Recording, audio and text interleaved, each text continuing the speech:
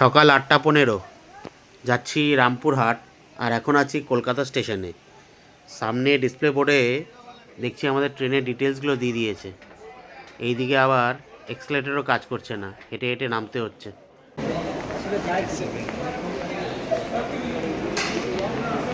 D5 Kolkata Haldibari superfast express, যার নম্বর হচ্ছে 12363। এই ট্রেনে করে যাচ্ছি আপনার রামপুরহাট, সেখান থেকে যাব তারাপীঠ। ট্রেনটি ছাড়বে সকাল 9টা বেজে 5 মিনিটে, আর রামপুরহাটে গিয়ে পৌঁছবে 12টা বেজে 5 মিনিটে। তো আমি ট্রাভেল করছি D5 কোচ, সেকেন্ড সিটিংয়ে।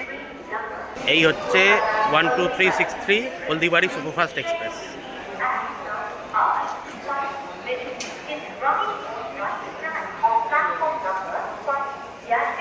এখন বাজে 8টা 46।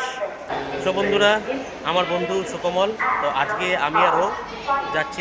ট্রেনটি এখনও ICF কোচেই চলাচল করছে, হয়তো খুব শিগগিরই এটারও LHBতে রূপান্তরিত হবে। আর আমার সামনে এগুলো সব হচ্ছে সেকেন্ড সিটিংয়ের কোচ।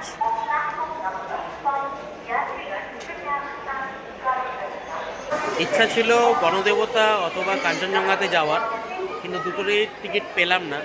তো ফাইনালি এই হলদিবাড়িতে আমরা টিকিট কাটলাম।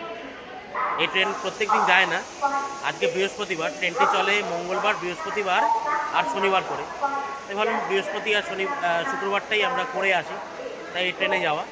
চেষ্টা করবেন যদি শিয়ালদার থেকে ধরতে পারেন তাহলে কাঞ্চনজঙ্ঘা, আর হাওড়ার থেকে ধরলে আপনার গণদেবতা, তাহলে খুব 10টা সাড়ে 10টার মধ্যে আপনারা গিয়ে পৌঁছবেন তারাপীঠে বা রামপুরহাটে। সেখান থেকে তারাপীঠ চলে যাওয়া খুব সহজ, মানে 11টার মধ্যে আপনারা পৌঁছে যেতে পারবেন। আমরা টিকিট পাইনি, তাই যাচ্ছি এই ট্রেনে, দেখি কখন গিয়ে পৌঁছবো।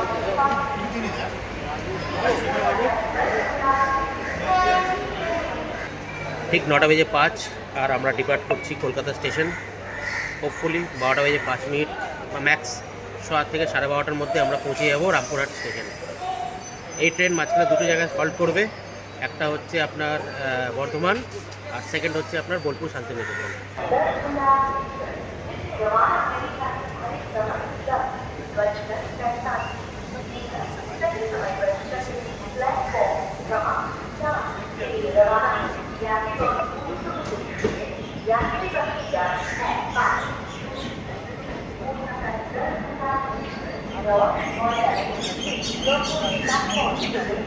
By by Kolkata.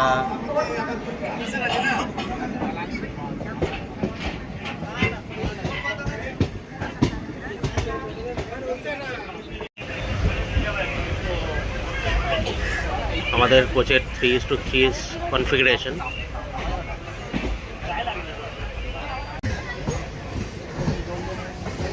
এখন আমরা বেরোচ্ছি দমদম আউটার। ট্রেনটি কীরকম তার এক্সপিরিয়েন্সটা আপনারা এই ট্রেন ট্রাভেলে দেখতেই পারবেন আমার। তো যদি ভালো হয় তাহলে আমি আপনাদেরকে রেকমেন্ড করব। যদি ধরুন গণদেবতা অথবা কাঞ্চনজঙ্ঘাতে টিকিট পেলেন না আর শেষ মুহূর্তে আপনাদেরকে আসতে হয়, তাহলে এই ট্রেনটাতেও আসতে পারেন। যদিও বা এই ট্রেনটা সপ্তাহে 3 দিনই চলে, মঙ্গলবার, বৃহস্পতিবার আর শনিবার।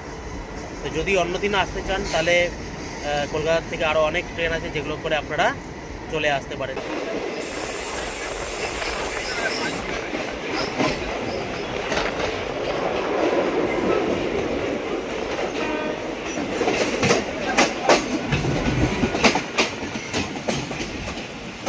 আমরা অলরেডি 10 মিনিট ডিলেতে চলছি, এখন বাজে 9টা 15।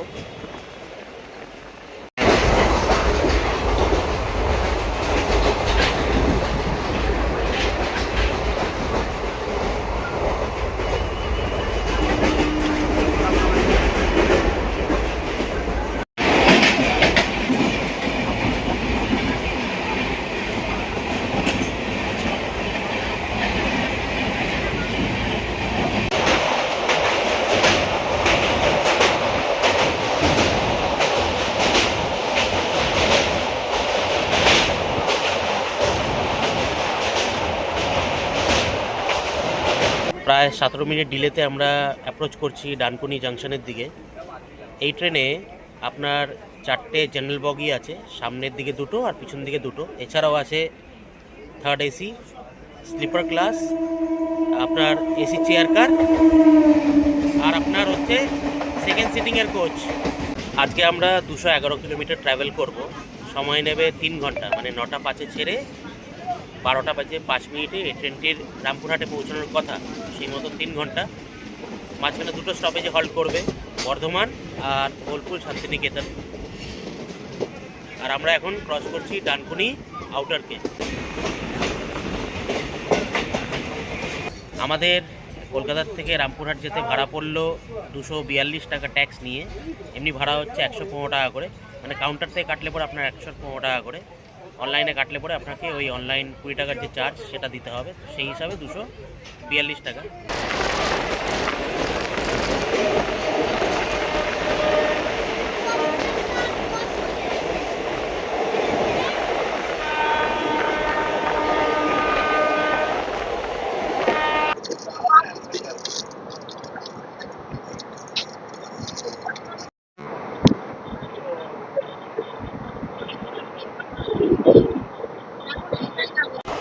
সকাল থেকে কিছু খাওয়া হয়ে ওঠেনি, তাই দেখলাম চা উঠেছে। চা আর কফি দুটোই উঠেছিল, তাই কফি নিয়েছি। পড়লো 20 টাকা করে, 15 টাকা জিনিস 20 টাকাতে। যাই হোক, কিছু খেতে হবে। দেখি বর্ধমানে কোনো কিছু ওঠে কি না, সেই হিসাবে ব্রেকফাস্টের ব্যবস্থা করতে হবে।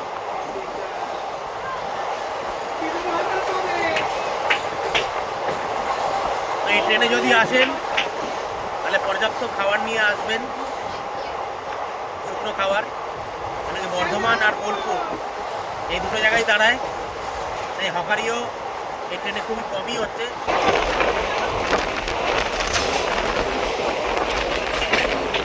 25 মিনিট ডিলে করে আমরা পেরোচ্ছি শক্তিগড়। শক্তিগড় বিখ্যাত তার ল্যাংচার জন্যে।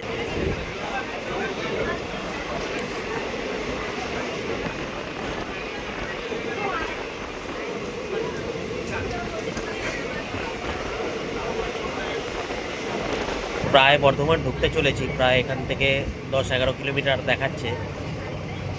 একটাও হকার ওঠেনি, মানে খাবারের সেরকমভাবে অ্যাভেলেবিলিটি নেই ট্রেনে। চা কফি ছাড়া আর কিছু ওঠেনি, আর মাঝে সাঝে জল উঠছে। তো আপনারা পর্যাপ্ত খাবার নিয়ে আসবেন।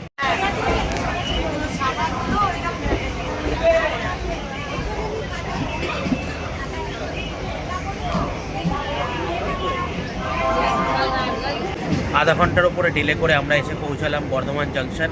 এখানে টাইম ছিল 10:26, আর এখন বাজে 10:55। অনেকখানি ডিলেতে বর্ধমানে এলাম। দেখা যাক রামপুরহাটে আমরা কখন গিয়ে পৌঁছই, 12টা 5 না 12:30টার ওপরে।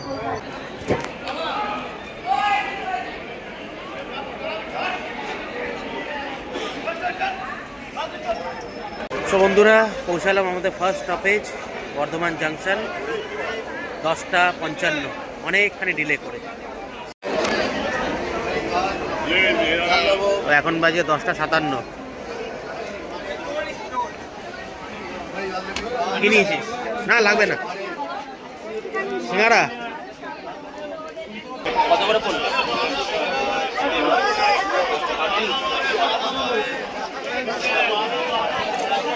বর্ধমানে এসে নিয়ে শেষ পর্যন্ত সিঙ্গারা, সকালে ব্রেকফাস্ট সিঙ্গারা দিয়ে রেখেছি।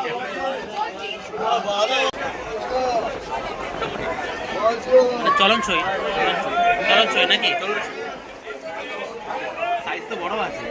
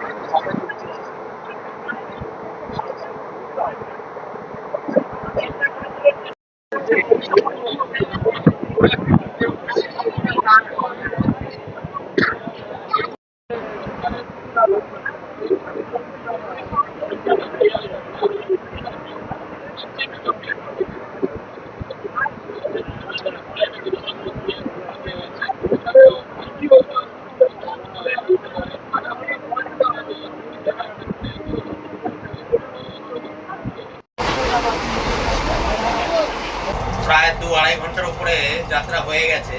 এখন আমরা পৌঁছতে চলেছি বোলপুর। আমি দাঁড়িয়ে আছি কোচের বাথরুমের কন্ডিশনটা একটু দেখুন। আমার কাছে কন্ডিশনটা খুবই পরিষ্কার। 2.5 ঘন্টা যাত্রা হয়ে গেছে, কিন্তু এখনও নিট অ্যান্ড ক্লিনই আছে। ইন্ডিয়ান টয়লেট, মিররটাও পরিষ্কার আছে, ওয়াশ বেসিনে জলও পড়ছে। শর্ট জার্নির জন্য যথেষ্ট পরিষ্কার পরিচ্ছন্ন, তো কোনো অসুবিধা হবে না। আমাদের কোচ মানে D5টা তো ঠিকই আছে, আমি জানি না অন্য কোচের কী কন্ডিশন। এখন মোটামুটি আমাদের কোচ পরিষ্কারই আছে, টয়লেটও পরিষ্কার আছে, আপনার কোচের কন্ডিশনও মোটামুটি ঠিকঠাকই আছে।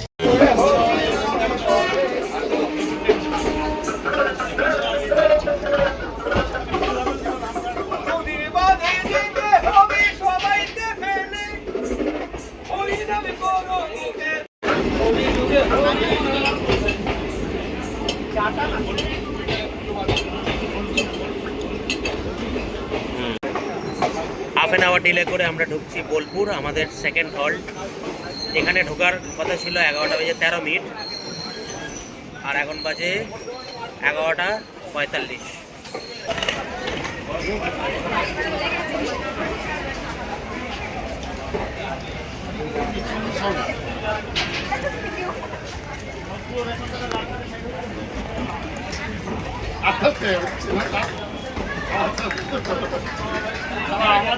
আমার যদি হয় হয়নি কেন, আমার তো নিজে মেরে দিচ্ছি। বর্ধমান ছাড়ার পরে দেখলাম আপনার ক্যাটারিংয়ের লোকেরাও উঠেছে, লাঞ্চের আর ডিনারের অর্ডারও নিচ্ছে। এছাড়াও ঝালমুড়ি, আপনার বাদাম চানাচুর, জল, স্ন্যাক্স, আপনার সিঙ্গারা, সবেরই হকাররা উঠেছে। তো বর্ধমানের পরে আর খাওয়ার কোনো প্রবলেম হবে না। বোলপুর থেকেও দেখলাম যে এখানে অনেক হকার উঠলেন।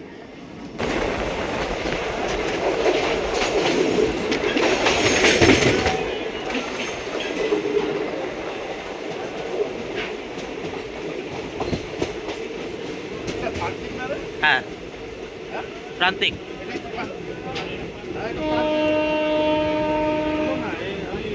এই তো এখান থেকে চলে যাই আমরা, এখান থেকে সিধা চলে যাই আমরা।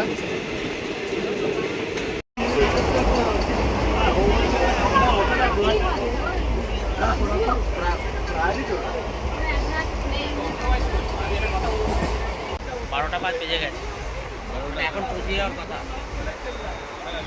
হ্যাঁ, প্রায় 35 মিনিট লেট, অনেকটা আঘাত করবো না।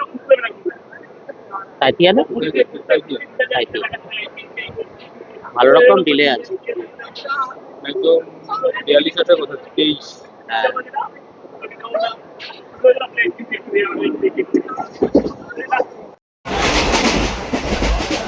এত লেটই হচ্ছে।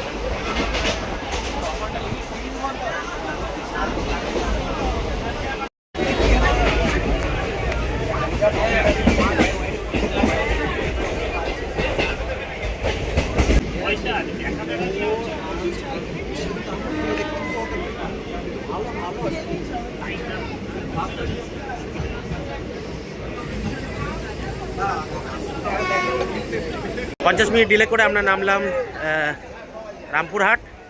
আশা করি ট্রেন ব্লগটা ভালো লেগেছে। ভালো লাগলে লাইক, শেয়ার, সাবস্ক্রাইব করে পাশে থাকবেন। And thanks for watching Krittika travelogue.